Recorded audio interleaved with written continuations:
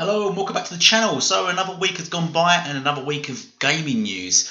So as the media desperately tries to downplay the Xbox Series X and sort of promote the PS5, even though they've not really given any details about their games or console, they're still pushing the PS5 over the Xbox Series and downplaying it. Let's get on to the more serious factual news, shall we? So let's start off with basically an insider war.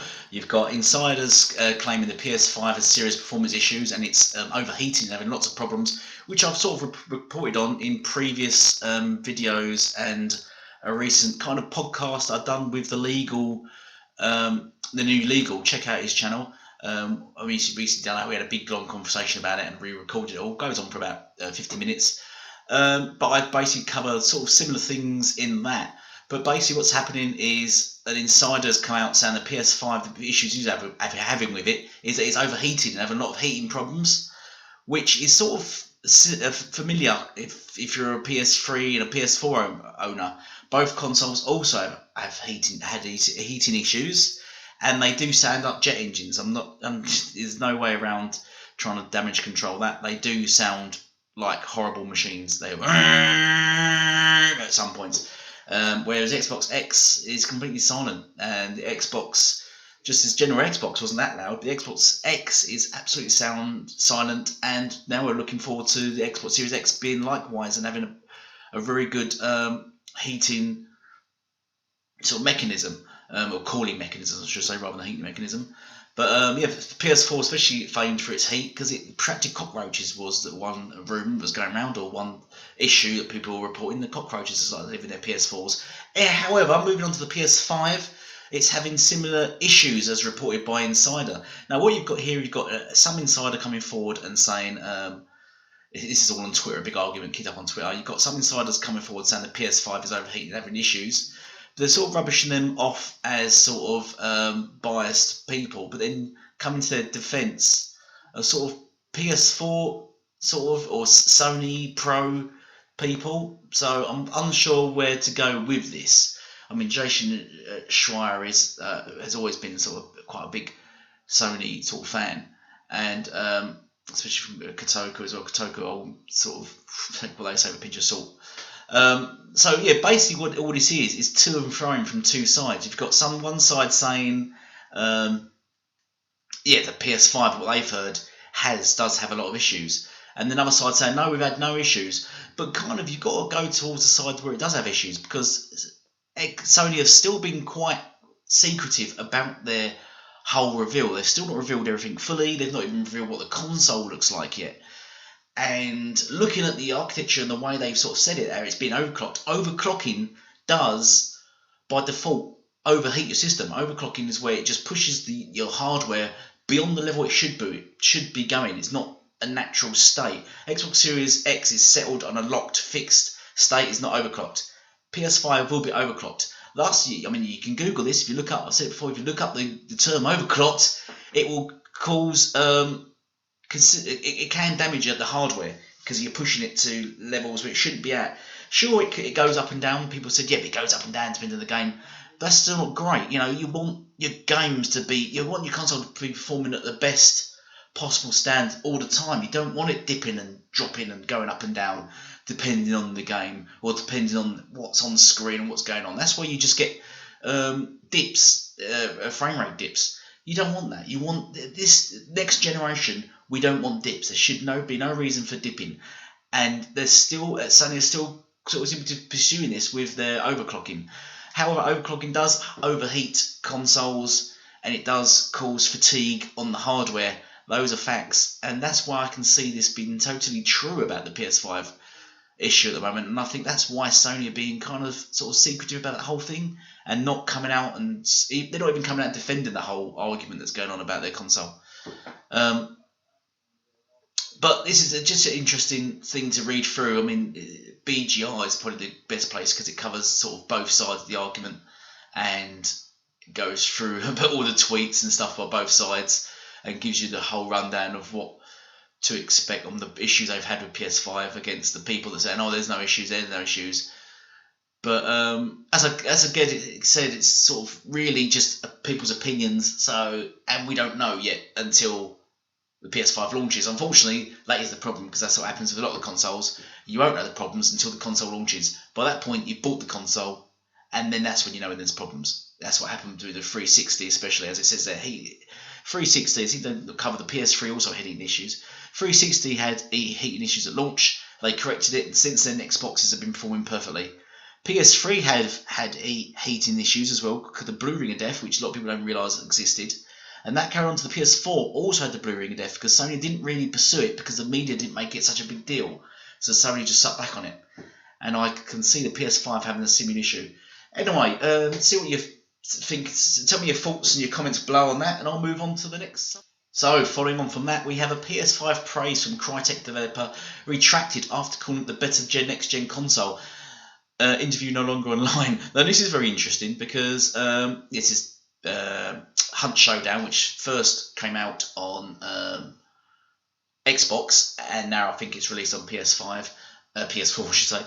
And Crytek also made Rise, Son of Rome, which was also an Xbox title. So it's interesting that he's come out and said praised the PS5, but then it's been retracted. So my opinion on this overall is that I have a feeling that he may have said something that, or said something behind closed doors, just in passing, fleeting comment, and then it's been reported on, which he's probably disagreed with, or said, I don't want this thing broadcasted because I'm not on any side. So then he's probably, because you can, if someone misquotes you, or it's called slander and that, and he's probably asked for it to be retracted, which is probably more of the case, and that's why it's been retracted. It's probably not so much of a case that he thinks the PS5 is rubbish. He just doesn't want to be seen to be taking sides in this silly console war. So that's where I'm sort of in the mindset of that. He's a rendering engineer at Crytek, and recently departed in an interview to discuss PS5 and Xbox X Series.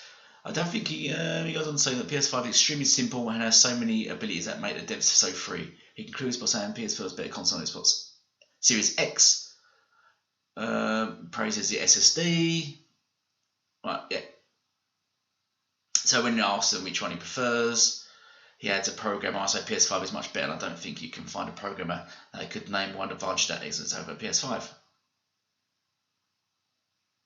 But this is now all speculation because the whole interview has been retracted. So we're sort of just seeing, there's no real actual proof because we want to see.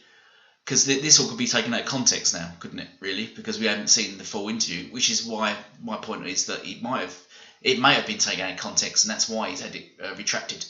So yes, let's move on. That's my opinion on that. Let's move on to the next.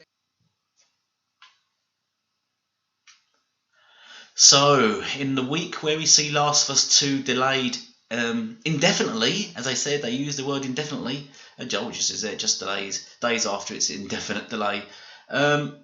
Which is what I basically said they would do. I said they would be doing this. The problem with the Sony is that they've got no first-party big launch title exclusives, and their games are way down the line. People thinking they was going to drop with launch with Spider-Man, God of War, and everyone's said just pretty much everything.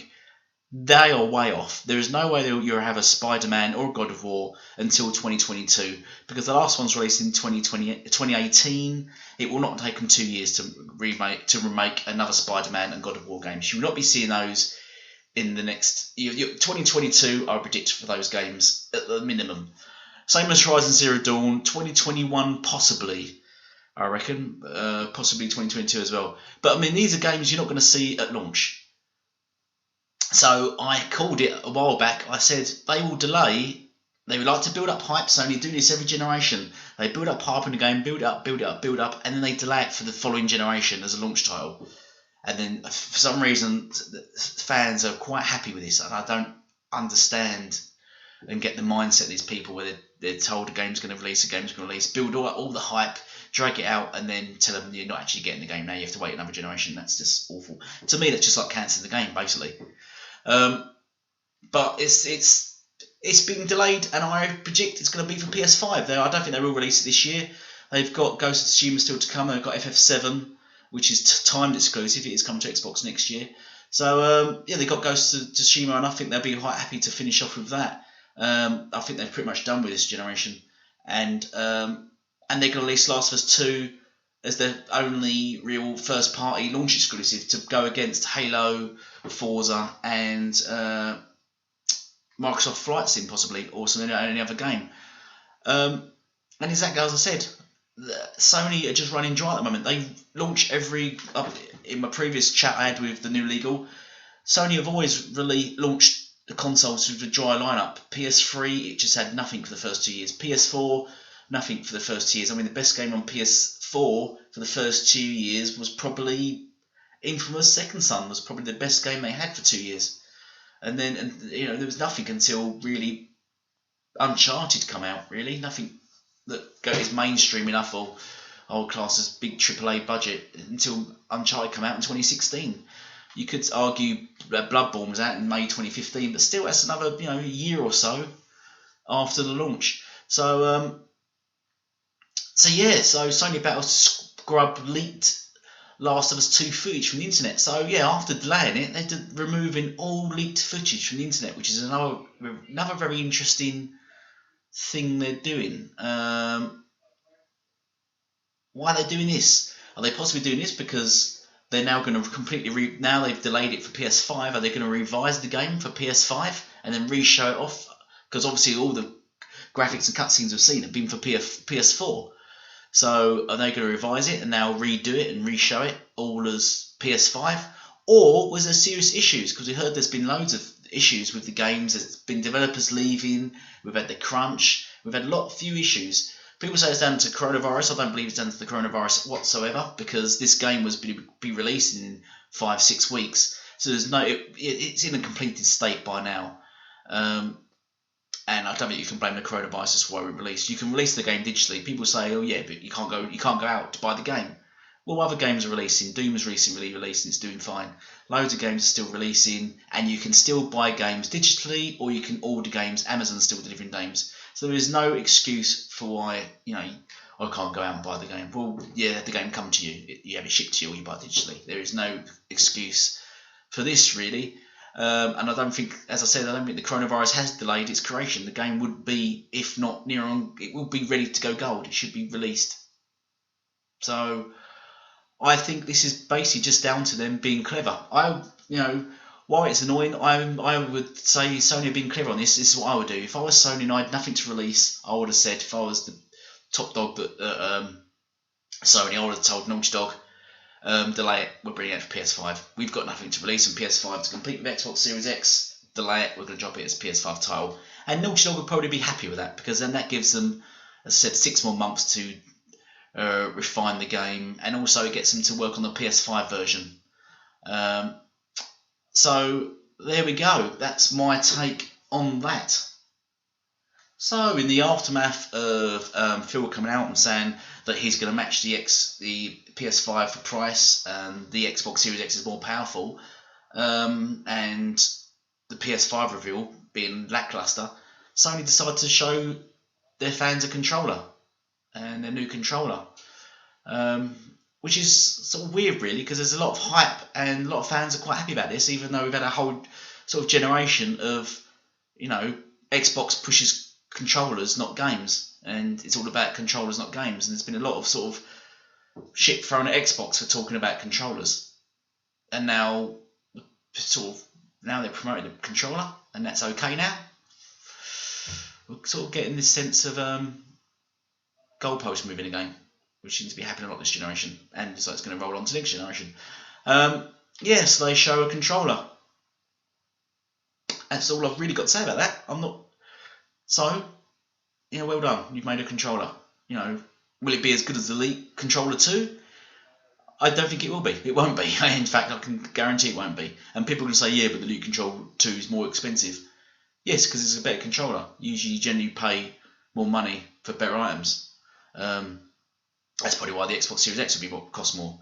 That's why PCs cost the price they do, because they're better hardware. So, this is going to be a controller you get with a PS5, but at the end of the day, it's just a controller. Yeah, let's move on to 6 seconds. I really got nothing much to say about it. They've announced a controller. Good for them. Well done. We'd like to see more about the console, what it looks like, prices, stuff like that.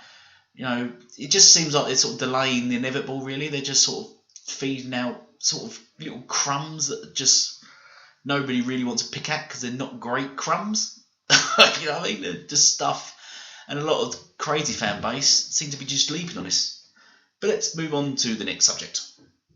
So, as I said last week, I'm going to cover sort of what things the new Xbox Series X will do. So we've got dynamic latency. I think last week I talked about VA, but it also has dynamic latency input, DLI.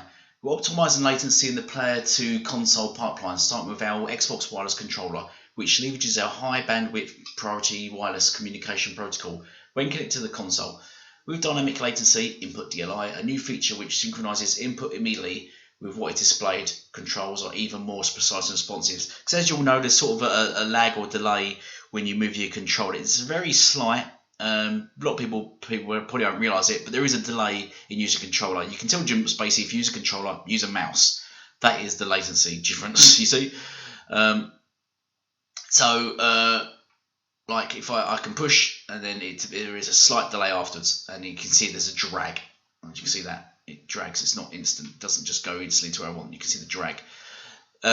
This will make that better, basically. So games will be more responsive. So especially if you're trying to target someone, you haven't got the lag. And this is what gives basically PC gamers with mouse an advantage over console gamers and their controllers. Right. So moving on, we've also got the. We partner with HDMI forum and TV manufacturers to enable the best gaming experience through features such as Auto Low Latency Mode (ALLM). This is a patent, I believe, and Variable Refresh Rate (VRR). ALLM allows Xbox One and Xbox Series X to automatically set the connected display to its lowest latency mode. VRR synchronizes the display's refresh rate to the game's frame rate, maintaining smooth visuals without tearing, ensuring minimal lag and the most responsive gaming experience. So these two things combined are sort of really good for just immersion, and so you just don't get. It's probably only realises people sort of the mainstream gamers and the hardcore will notice this, but you can see a lag and a delay and a drag when you're playing games. So they're just looking to remove that kind of thing. So that's two more sort of pointers about what the Xbox Series X is looking to deliver. Let's move on to the next subject. And finally, this is older news. Come out the 1st of April, but it only just popped up on my timeline for whatever reason. But it's to do with the interview Phil had. But in the interview, he said Phil Spencer felt even better about Xbox Series X after PS5 reveal, still on track. So having seen the PS5 reveal and looking at the architecture and everything going into it, Phil came out and said, I feel even better now about the Xbox Series X, which is saying a lot, really, because obviously he was confident before, but now seeing the PS5 reveal, now he's much more confident, which puts the Xbox Series X at a much better place, because he no doubt knows the full workings of the PS5, not just from the reveal. He probably knows it all. They probably know everything about each other's consoles at this point. And Phil is very optimistic and happier than he was before now after the reveal about the stance of the Xbox Series X and where it's going. So it's very interesting for him to say that, because it sort of puts a lot of positivity towards the next gen console, Xbox console, which people are still and ahhing about for whatever reason, and people still will just ignore what people say and go with a lot of, unfortunately, what I showed right at the beginning of this video, what media is still trying to downplay the Xbox Series X and still trying to rubbish it and still trying to promote Sony on behalf of them for whatever reason. It's a weird thing that happens, but it's clickbait and it gets those channels money, and it's just a shame people follow it. Really, don't really just research things and look up things, and that's hopefully why I'm here, just to show you stuff, present the facts. So yes, that's it for today. Hope you're all doing well. Hope you're all staying locked up and surviving. Please comment and share and give your opinions on things, because I like to hear opinions and see opinions, and like to get debates going in my chat. Please don't just talk nonsense. If you're going to debate. Don't turn all toxic and don't just so weird. or don't say PS5 is better, because if you've got an opinion or a point, make it. Don't just say nonsense. So thank you for watching. As I said, please share, please sub. I need more subs. Subs are slowly creeping up. I could do with more. Thank you all for now, and goodbye.